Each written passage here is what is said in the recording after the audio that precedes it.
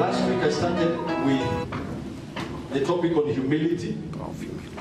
And I said that life is governed by principles. Our life is governed by principles. This I'm teaching because that is the area that I'm best at teaching. Amen. Amen. I love teaching the word of God. And Jesus came, and the Bible says, you hear so many people quoting and saying, Jesus came that I may have life and have it more abundantly. Now, if Jesus came on earth and just lived for 33 years, not teaching, just walking around and doing nothing, and then died on the cross, yes, we would be redeemed from our sins, but we would not know how to walk in success here on earth and eventually to make it in heaven. Amen. So Jesus, one of the ministries, the greatest ministries of Jesus was teaching.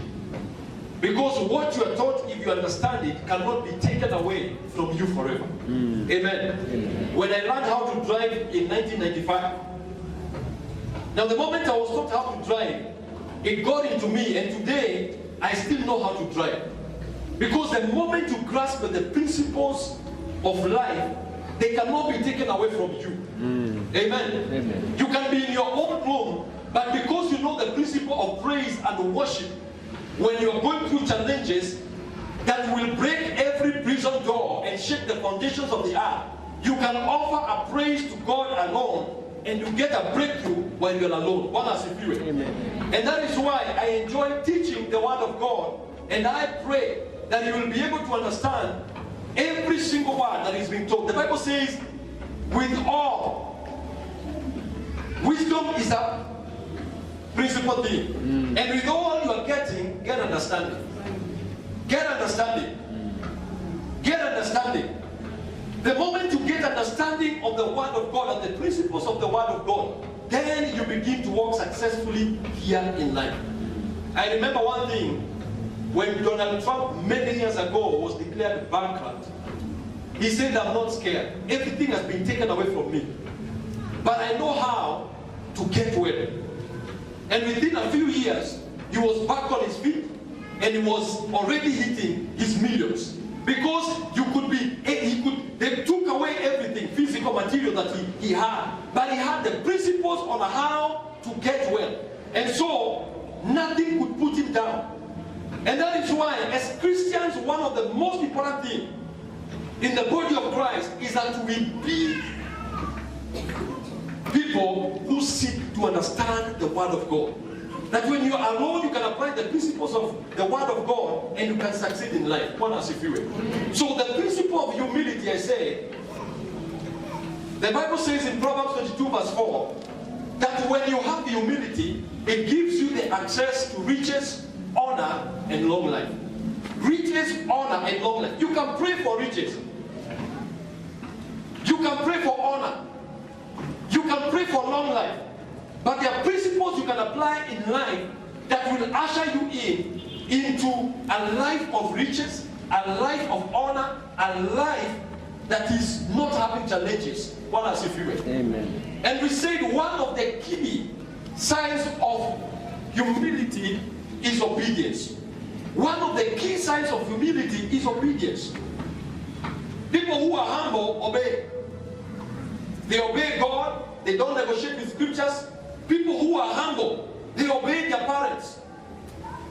People who are humble, I wish I can get another mic because this one is breaking off. People who are humble, they don't have issue with obeying the government and the authorities. So you can choose to walk in humility, or you can wait for God to humble you. And when God chooses to humble you, I'm telling you, it is not easy.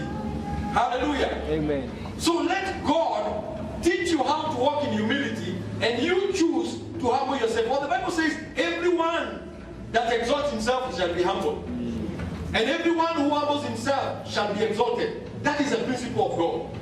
When you apply the principles of the Word of God, they work for you without struggle. Hallelujah. Amen. They work for you. They will open doors for you that you will be amazed. Now, we can never speak about humility without looking at pride. Because many people know what humility is, but many people do not know what pride is. And the devil was brought down simply because of pride. And he desires to bring many people down simply because he also wants you to experience the same. And on Friday, I told the people who are here that when the devil enters life, he enters so quietly, you may not be able to even know. The Bible calls him the dragon, the snake. Now, if a snake entered into this sanctuary, many of you would not even know it has entered because it enters quietly. And today I want to look at a process of how pride can enter into your life. And if you're not careful, if you do not deal with it in the beginning, by the time you are dealing with the bite of the enemy, it will be too late. Thank you so much. Hallelujah. Hallelujah. Bwana sifiwe. Amen. So I want to look at the process that you can be able, because some of you are in different stages. Some of you are very humble. And some of us, sometimes we think we're humble. I one day thought I was humble when I was working for Gertrude. So I got a lot of results. A lot of results. So when I got a lot of results, I thought, now I need a better salary. And so I felt like I was better than everybody. Because of the organization at that particular time, many years ago, there was so much debt that was accrued. And I was able, by the grace of God, with the knowledge of God, I prayed to God and He showed me the strategy. When I applied it, there was such a turnaround in financial issues in the hospital that I thought, this is me. This is me. And some of you are there. You have seen results in your company and now you're beating your chest. If they don't give me a higher salary, I'm walking out. Now that is what I did. And I began even to gather others. The ones that were working under me. I told them, you need a better pay. Now when I went in to ask for pay, and they told me we can't pay you that amount, I was like, I can't handle this kind of pay. So I left. And I told them, when you need me, I know you need me soon, call me. And I waited the call for the first week, the second week, and the third week, and the fourth week. And 1 month, and 2 months, and 3 months. And 6 months, and 1 year. And 1.5, and 2 years. It never came. And then suddenly, my eyes dawned on me. They are not going to call me.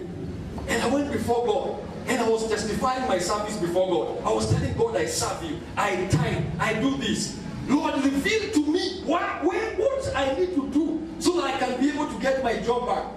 And God told me, pride, deal with pride. You are oozing with pride, deal with it. And my God, it tore me apart. You know, you feel like you're being torn apart. But I remember when I went before God and I told God, forgive me for pride. God turned around my captivity in a very short while. And some of you have gone through such deep wilderness. And you've been justifying yourself before God. And God is telling you, you need to humble yourself and accept that you did some mistake. You walked in pride, that God may be able to lift you. Amen. Now I want to go through some of the things that are indicators of pride and how the devil can destroy your life if you're not careful. The Bible says, let us not be ignorant of the devices of the enemy. Let us not be ignorant. In other words, let us know the strategy of the enemy. Because when we know how he comes in, then you can be able to stop him before he comes into the situation. Bwana asifiwe. Now, one of the things that you realize, God looks for faithful people. And one of the signs of humility is faithfulness. One of the signs of humility is faithfulness. Obedience is one. Another one is faithfulness, or what we call loyalty. And I was listening to a man of God called Doug Howard Mills. And he was teaching about loyalty. And my eyes opened to some of the realities of life that can destroy a man or a woman when they are not careful. We have been redeemed by the precious blood of Jesus. And we have been set on a highway. God expects us to move very fast. That's what the Bible says, run the race. Because it is not a walking issue, it is a running. And you cannot allow anything to cause you to stumble. And so, God is looking for people who are faithful, who are loyal, but you also have to know know what disloyalty and unfaithfulness is. And now I'm going to look at it in different levels, because pride enters in a creative way, and when it enters, you have to know at what level you are so that you can be able to nip it at the back. That is why even doctors usually say when cancer is detected early, you can be healed. Now I want us to go to the book of 2 Samuel chapter 3 verse 20. 2 Samuel chapter 3 verse 20. Now Joab was a man who was like the general, who was like the assistant of David. He commanded a third of the armies of David.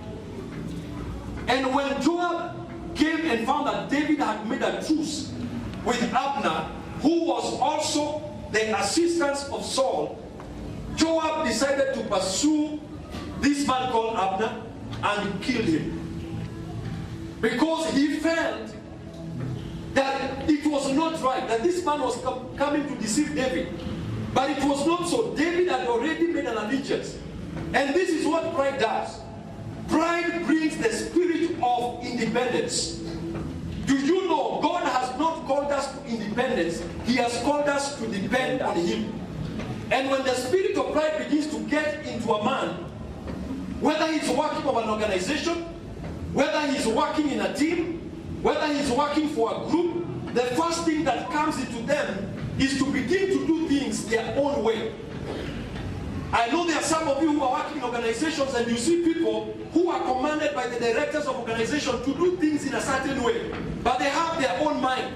They will do it their way. They feel they are right and they want to do it their way. And I've given an example here, and I'm not saying that it happens in the church. And I'm just giving an example because I've seen it in churches where I've been before. Where even, for example, a pastor can tell somebody, why don't you arrange the church this way? And they say, I will do it this way.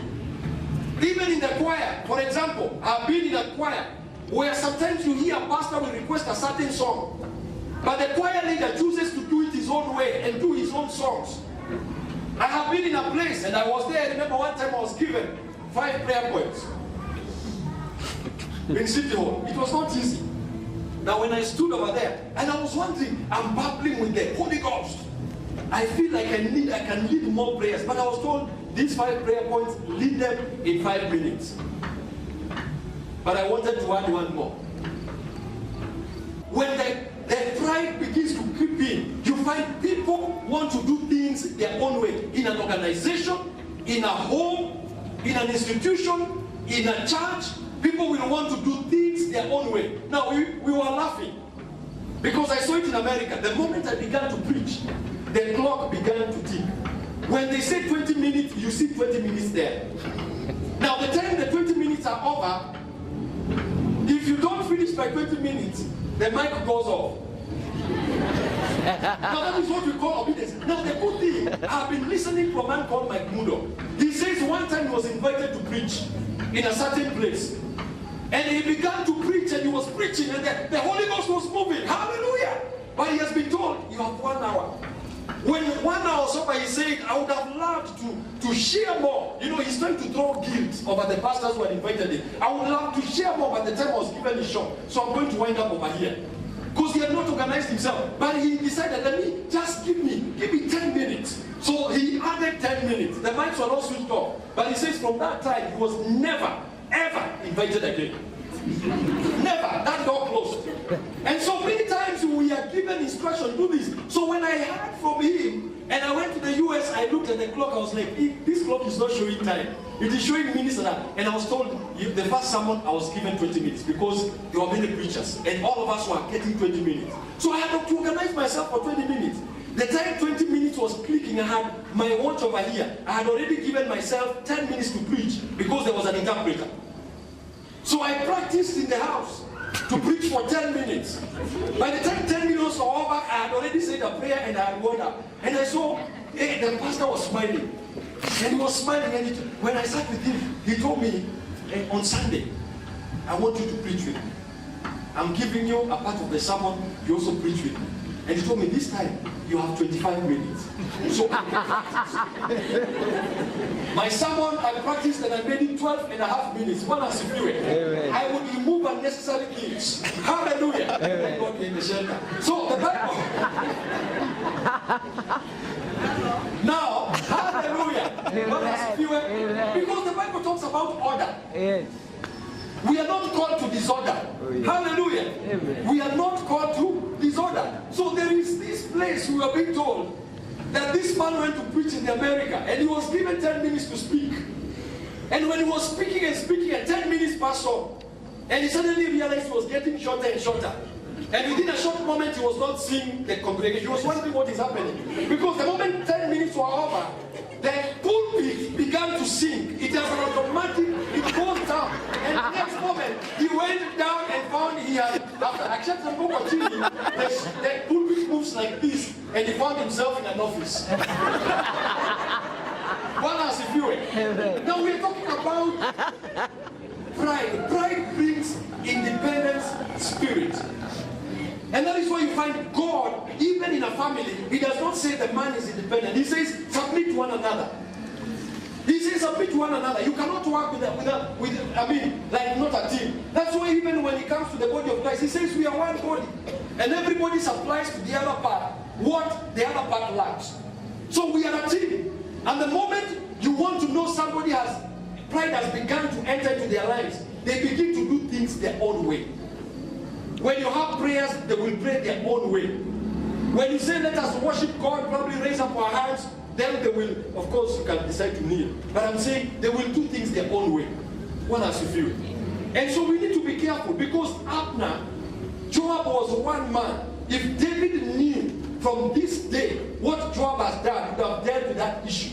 But Joab decided to go independent way and kill a man who had made a truce with David. Hallelujah. Amen. Now that is the first level. The second level of pride as it continues to creep in, it is something that we call offense. Offense.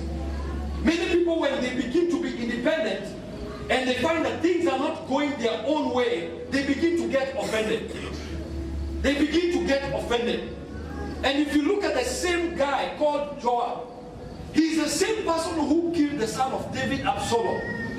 And when David divided the armies to go and fight, to pursue the army of Absalom, his son, who had rebelled against the father, Joab was given an instruction, the fact that he was leading a troop, and he was told, please, when you get my son, deal with him gently.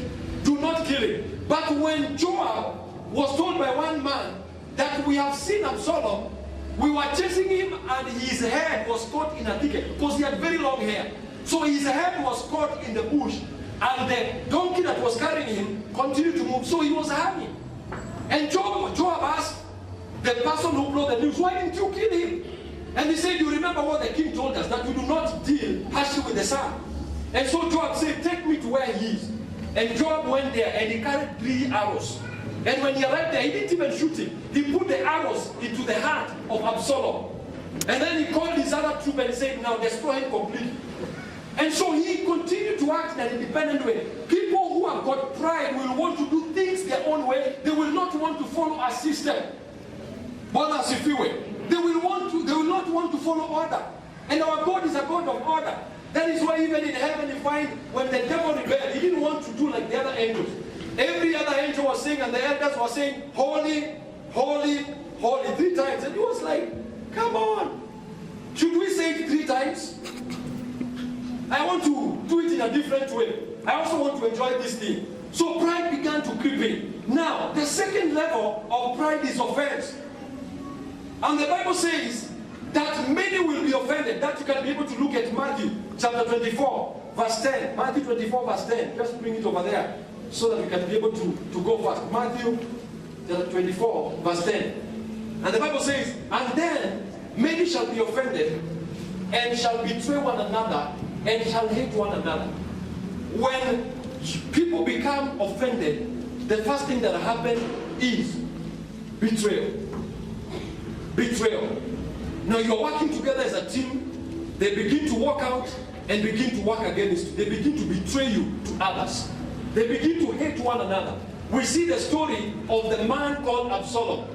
Absalom got so offended by Amnon, his brother, when he raped his sister Tamar. And he was so annoyed. And he was so angry with this man. And the Bible says that he spoke nothing.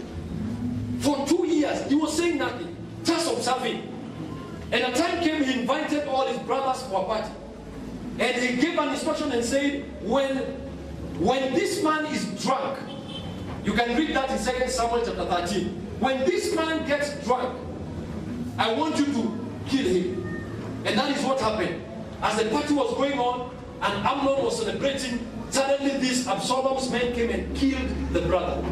And everybody, the Bible says, took to their mules and to their donkeys and they ran home.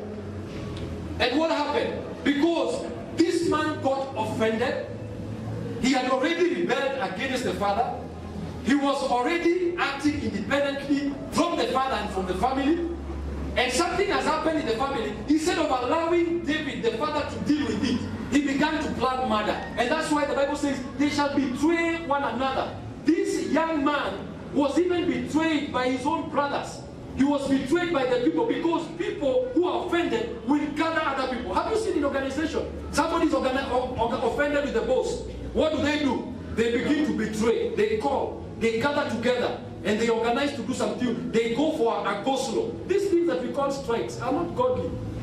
Don't tell me they are godly. Don't tell me. They are not godly. There are better ways to deal with issues. But when it comes to the body of Christ, offense is a dangerous thing because there are two ways to deal with an offense. The Bible says if you are offended with your brother, call him. Talk to him. Tell him you annoyed me. Now it is not your work to go to somebody else. Offended people will begin to go to one person after another trying to create, offense in the heart of others. They begin to spread gossip. By the way, now the Bible says when you're offended with your brother, go to your brother and talk to him. And if he does not listen to you, call another person. Go with that other person. Tell him. If he does not listen, you even get another person. Now if after that he does not listen, now leave him to God. What does he feel? Now that is what Absalom did not do. He never went to the father or to the brother to tell him, this is what is happening, but he became offended. And one of the signs of pride is offense. So if you are living in offense, it is your feeling like you deserve the better. You deserve to be treated better than that. And it is true you could be offended because somebody did something wrong to you. But the Bible does not give you permission to get offended, to carry bitterness. Because bitterness will destroy you. One has a view. Hallelujah. So deal with offense because you have already entered into the second level.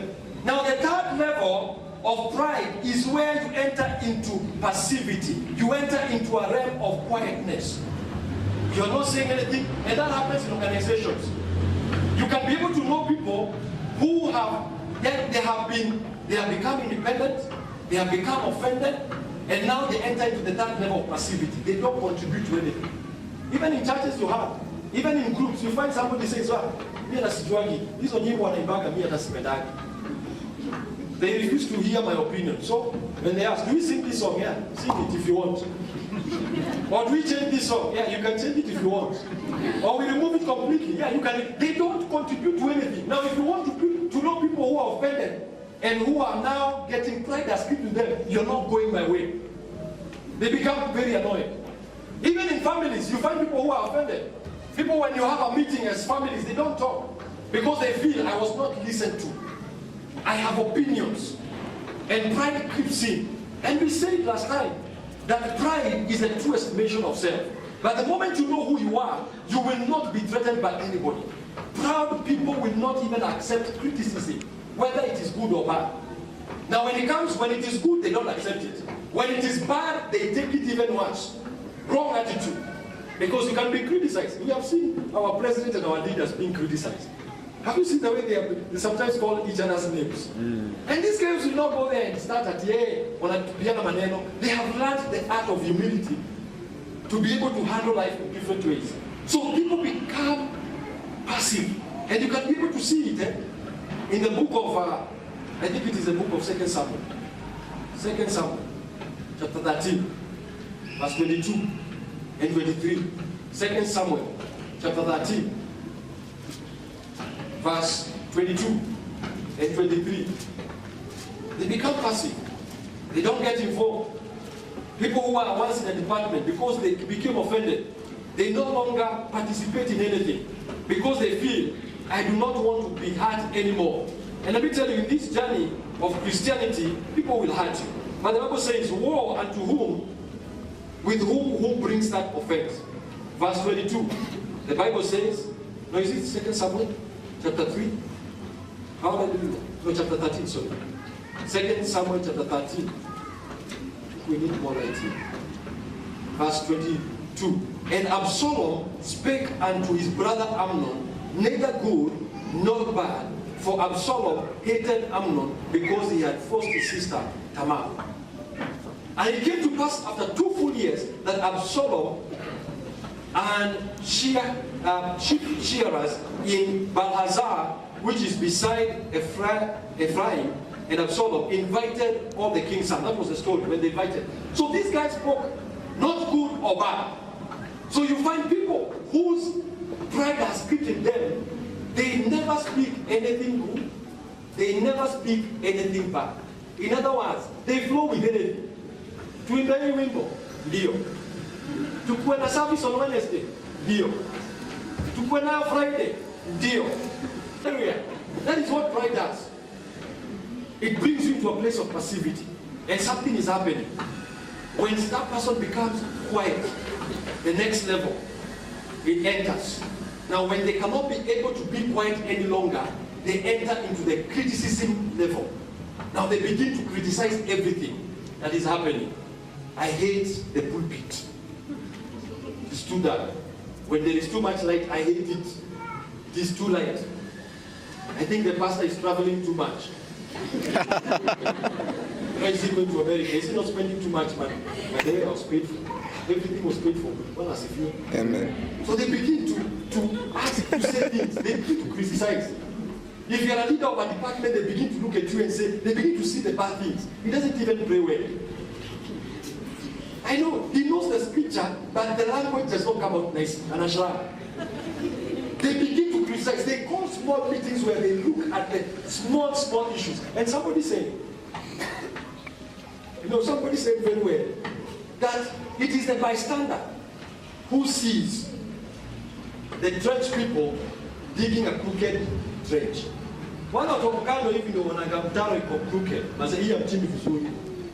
The bystanders. Because proud people become bystanders. Whether in an organization, whether in a home, they watch things going wrong and they will not try to chip in and make the trench straight, but they will keep on pointing the mistakes.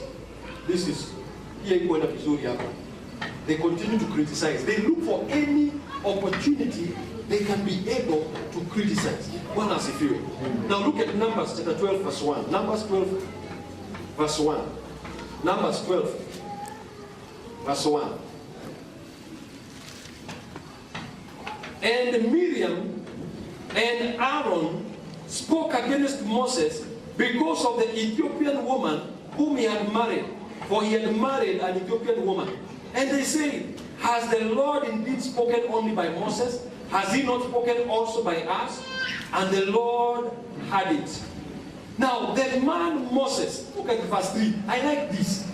And the man Moses was very meek, very humble, above all the men which were upon the face of the earth. They began to see the mistakes in Moses. Moses has led them out of Egypt, done mighty things, now they are settling. Nobody is chasing them. And suddenly, because they are feeling like, even us, we can lead the Israelites better than Moses. You know, there are people who feel like that. People in the organization who feel like, I can be the CEO, I can be the sales manager. People in your family who probably feel you're the youngest and you're the one who has been given the opportunity to be the spokesman of the family, and they get offended and they feel like, I'm the one who should be speaking. And so they began to speak against. And proud people will always criticize things. They will criticize sound in the church. They will criticize lighting in the church. They will criticize pastors. They will criticize leaders of the department. They will criticize the service. When it is too short, they say it is too. They complain. Your service is too bad. They become critical. Miriam and Aaron began to speak against Moses. And God qualifies and says, these people are very humble. Moses was a very humble man. So you need to watch out yourself. The reason why I'm teaching you this, or God is teaching you this, because God wants to lift you. Say amen. Amen. God wants to lift you.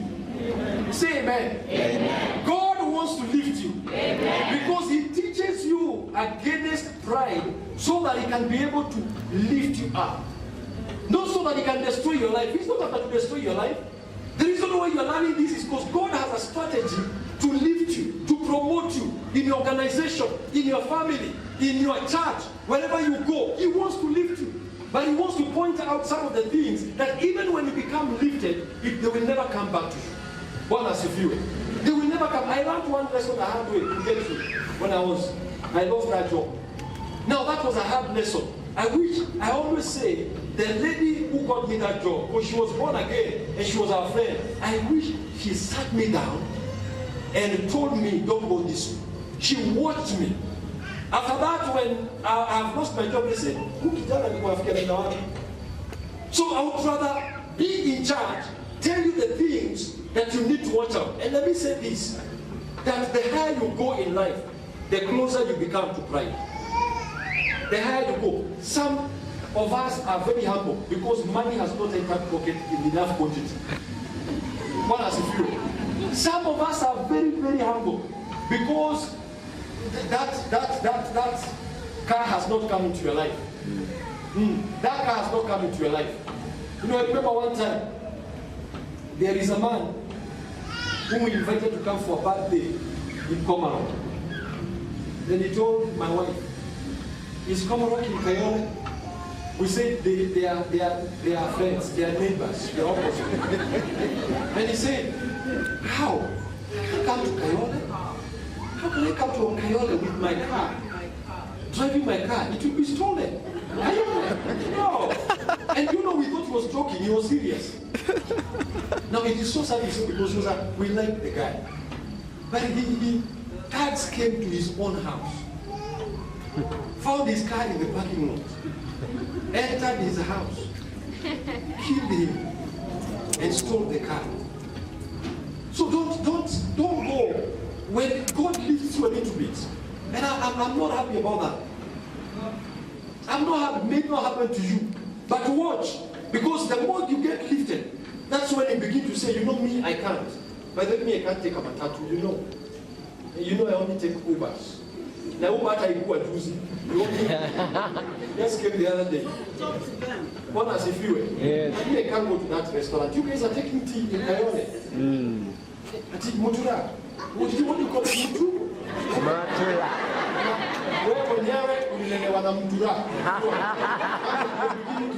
You know, just like some of these students when they go for voting, all of them don't eat kideri. They always come back home. And you parents assist the children by getting letters from the doctors, fake letters. My child has a problem in eating beans and maize. And you present them to the teachers. And the child goes there. They don't eat like kudaniwani. That is the first thing they look for. They eat it with all energy. Now, if you look at 2 Samuel chapter 15, verse 3, this guy called Absalom, who pride has entered and he thought, I can be the king. I am going to overthrow my father and I will be the king. And the Bible says, and Absalom said unto him, see, thy matters are good and right, but there is no man deputed of the king to hear you. Now, when Absalom was brought back by the father, after he killed the brother, they reconciled. But this man, because he was critical of David and pride had entered him, he did not change. So when he reconciled with the father, he would sit outside the gate. And when people are coming for counsel from David, because the kings at that time would give counsel, they were like judges. They would come and set matters right. So Absalom would sit outside and wait for people there who are coming. And by then, hii kampuni hakuna tunaweza kusaidia. Hata mabosi wetu. Wacha niwaambie, tu hujipenda, hata unaweza spend the whole day here before they open the door for you. So the thing is, there is nobody who can help you. Maybe only me. One has a few. Hey, the pastors, hey, they are too busy. These guys, they have become too busy.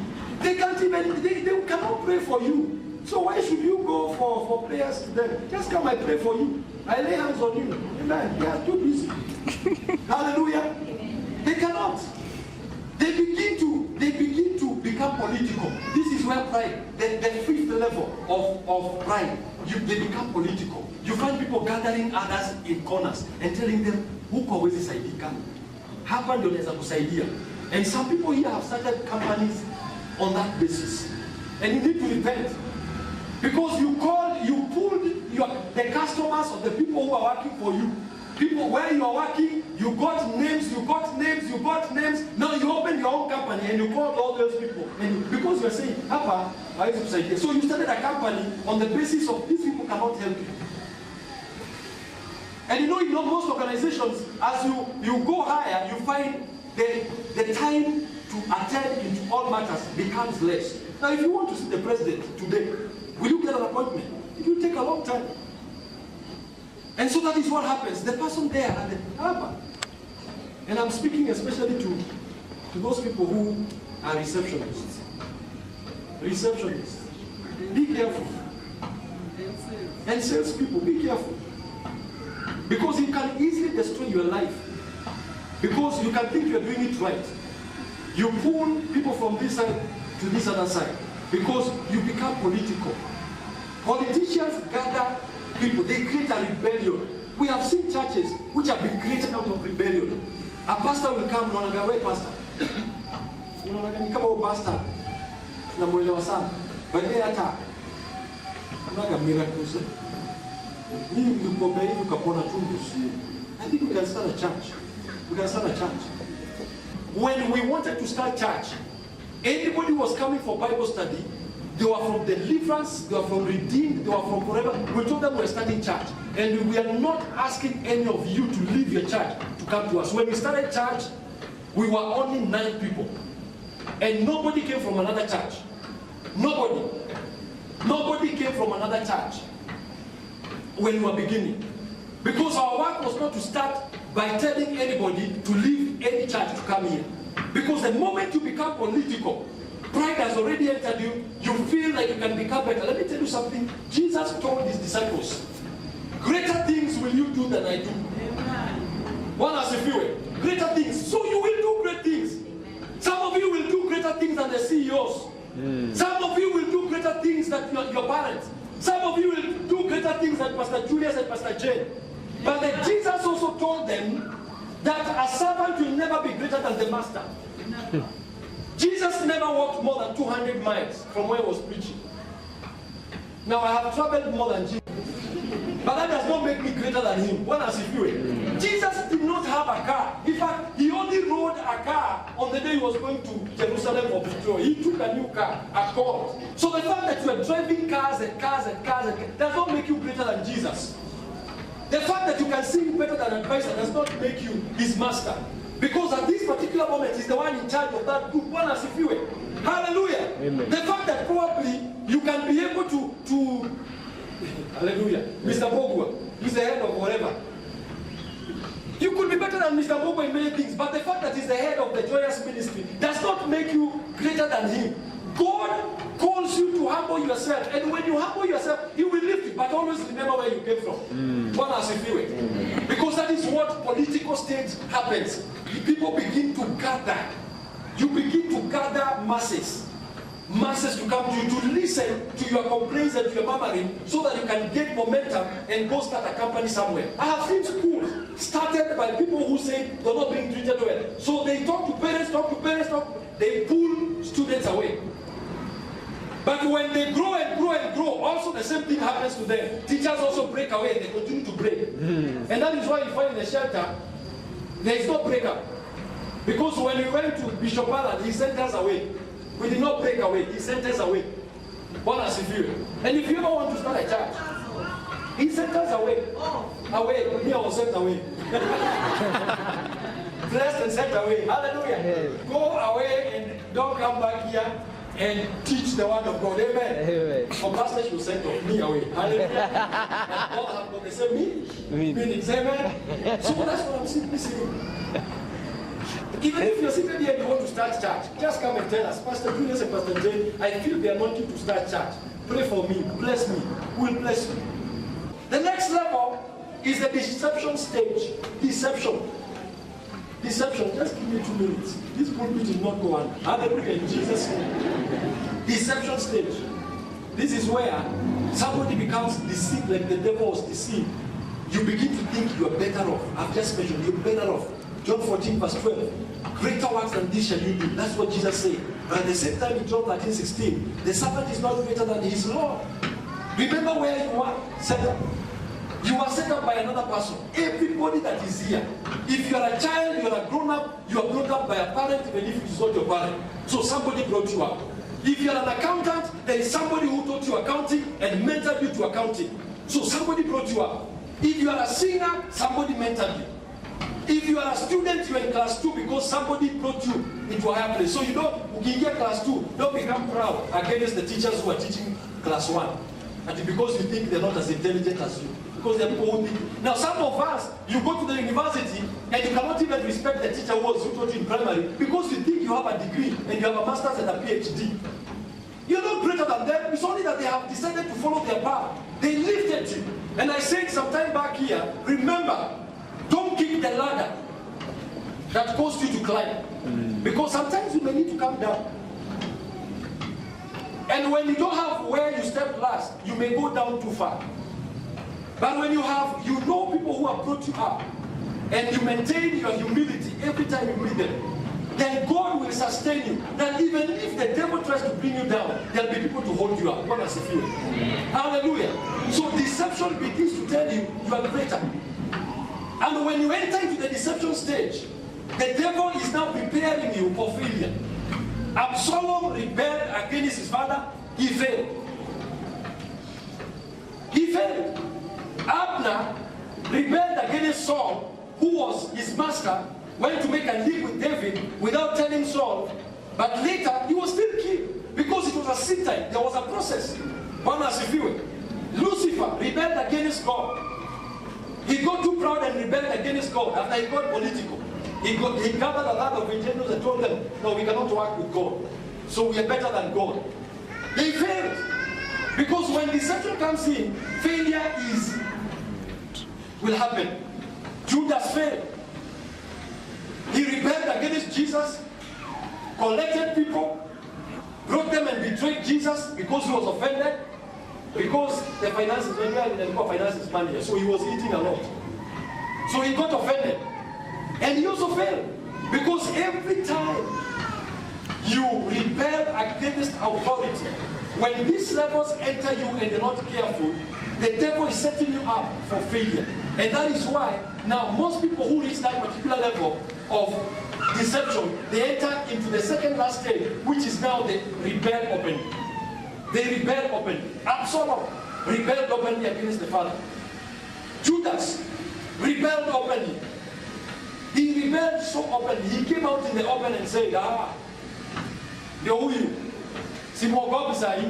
have followed him for 3.5 years or 3 years. I know him, but I'm not afraid because I think when he dies, Judas thought that when Jesus dies, he will take over. So that is why he was bringing betrayal. I have seen pastors who have been betrayed by members. I have seen CEOs who have been betrayed by members. Because when pride enters, the next thing that people go to is open rebellion.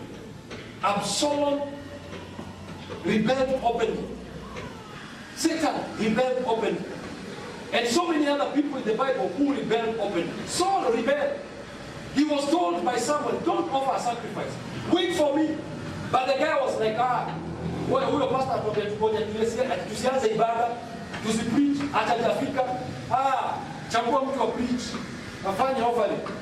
By the time Samuel was arriving there, he was like, what have you done? I told you to wait. And sometimes when you hear instructions, it could be a parent telling you, wait. Don't marry this guy. Stop rebelling of that. Mimi, ataniona. Come we stay. Tutaipanao jamaa. Hiyo ni open rebellion. Wait. Sasa hata fadhali wangebana sisi tumeamua tu hii kitu. Please. Tusamehe lakini we are too much in love. Kwa sababu umeambiwa hautaoana mwezi huu umepokoja 2 months. You are kicking and you are rebelling. Now that is putting yourself in danger because everybody that rebelled entered the last stage. And that is what we call the failure stage. We say destruction follows pride. The moment you become proud, the next thing that will happen in your life is destruction. God does not want you to be destroyed. Say amen. Amen. God does not want you to be destroyed. God wants to lift you. And each one of you, each one of us, we need to check into our hearts and know where are we. Let me tell you, proud people fail. They will always be replaced. Amen. Revelation 12:9, the devil was cast out. Absalom was killed. Judas hanged himself. Ahithophel, who was a counselor for Absalom, he was so annoyed because nobody was taking his advice. He killed himself. Don't allow yourself to go to that level. One has if you. Don't allow yourself ever to go to that level. Pastor Jenna has told you the time when one of the very serious servants of God spoke against her. She was angry for some time, but God still told her, go and humble yourself. Because things were not working. Things were not working. And I speak to each one of you, check into your life very carefully. Look at every one level that you have walked into. And if you have an issue, any issue around there, please deal with it before it deals with you. One as a few. Because this is our season of lifting. Amen. But many people have been held by small issues, offenses that have laid in your heart. Things that have made you feel that you can be better than somebody else in your organization, everything. You need to check out your life because when you do not follow humility, pride will only lead you to destruction. And our prayer is that for any member of the shelter, we will not hear a person who becomes destroyed by God or by the devil because pride entered your heart and it could not change. I want us to stand up. I want us to stand up.